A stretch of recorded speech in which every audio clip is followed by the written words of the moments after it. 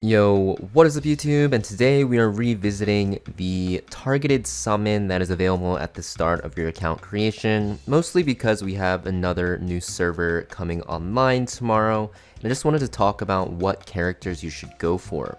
Now, basically the targeted summon will feature characters that you see here, and you're not going to want to do it until as late as possible. What I recommend is waiting for 14 days before doing it, because at the end of 14 days you'll get a free SSR from the beginner event. And also just make sure that you just don't summon for characters that you get dupes of, obviously, because dupes in this game are not that great.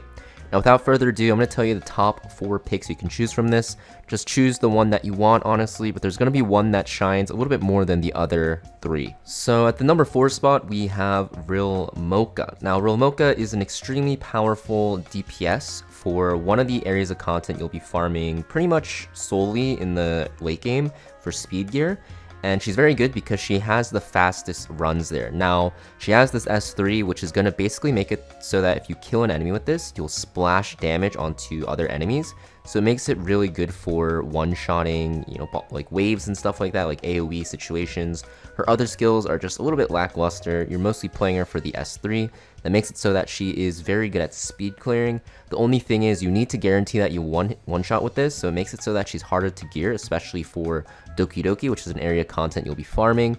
And because of that, she does have, like I mentioned, some very high stat requirements. But if you get her running, she is the best at speed clearing, and honestly, in the early and mid game, she's a very solid pick as a damage dealer.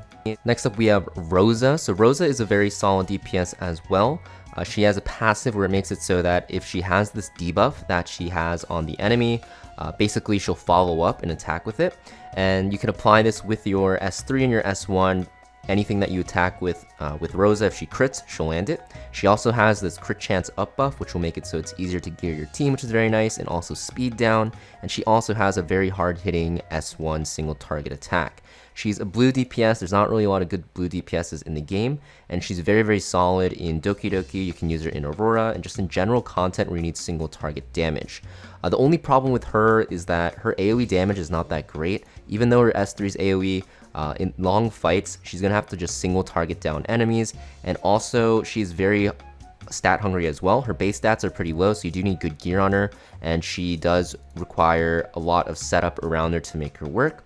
But she's a fairly solid DPS choice. I think her and Rilmocha are going to be pretty close together in terms of damage, and will be both pretty solid choices if you want to go for them. Next up at number 2, we have the Fox Lady Xiada, and she is going to be, in my opinion, the best damage dealer you can pick. And that's because she has amazing AoE damage. Her S3 hits super hard, and every time her passive activates, for every 3 buffs she has, she gets increasing attack and crit damage, and also will buff her S3 to do more damage and lower the cooldown. So she does require some ramp up. So her runs aren't the fastest in the world, they are pretty slow, but she does have the safest runs, and she does have the most consistent runs and requires the least amount of gear.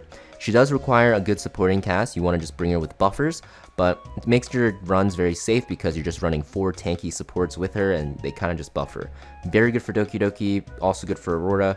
Kind of similar to Rosa, but she's more AoE damage oriented instead of single target, and she's gonna be probably the best choice because of Doki Doki, right? Doki Doki is an area of content where you're farming for the best set of gear for PvP, essentially, and PvE, honestly. And because of that, she's going to be super strong there because she does a lot of AoE damage, and you'll be able to kill the waves pretty easily as long as you have a good supporting cast around her. I think out of the 3 DPS, Xiada is the best, and I think Rosa and Rilmocha are going to be pretty similar in terms of strength, with Rosa being slightly better in the late game, but Rilmocha will be very good for Doki Doki farming. And then last but not least, we have, in my opinion, the best choice, and not just my opinion, I think everyone has come to this opinion now, and it's going to be Kloss. So at the start of the game release, people didn't really think that she was that great, but she ended up being super strong in a lot of content, because especially with like the harder content that they release, her S3 is super broken. And this is because she has this defense down and speed down for 2 turns, which is insane. It helps you lap the boss and also just, basically do a lot of damage. And she also has this super strong unique debuff, Hacking Progress. So every time she hits something, she applies Hacking Progress, and this makes it so that the targets take more damage and do less damage. So not only does she have insane defense down and like the speed down, but she also makes the enemies do less damage and also just take more damage. So it's pretty powerful. She also has this turn meter steal with her S2, and she also has her S1, which also applies Hacking Progress. Also, if you apply 3 stacks of it, it turns into Hack In, which is like a Giga version of it, so it makes her very strong. She's very good in Doki Doki, she's good in Terramaton for farming gear. She's also good in a lot of shells. She's just good pretty much everywhere. The only areas of content you can't really bring her is in red content, because she's a green hollow element. Anything with red bosses, they kind of just kill her. So outside of that, you can bring her pretty much anywhere, and she's super, super good. Definitely one of the best characters you can get right now for PvE, and she's also very good in PvP. And because she's a support, she's less likely to get power crept than DPS characters, which makes her even better because she's more future proof. Just a really overpowered debuffer and support. Definitely recommend getting her, especially with like the new events and the new Inferno content. Not new Inferno content, but I guess the increased difficulty in Inferno. Kloss is going to be your best choice because no one can really do what Kloss does. Kloss has this AoE defense down and speed down. Usually you're choosing between one or the other on characters, and she does both, so you can actually use her in place of 2 characters. It just opens up a team slot for you, which makes her super strong, and she's honestly better than those characters that respectively do either defense down or speed down. So very powerful character. Definitely recommend getting her. Obviously you want to wait until as long as you can, probably day 14, to choose her. If you don't have her, but if you end up pulling her, you can choose one of the DPS options that I mentioned.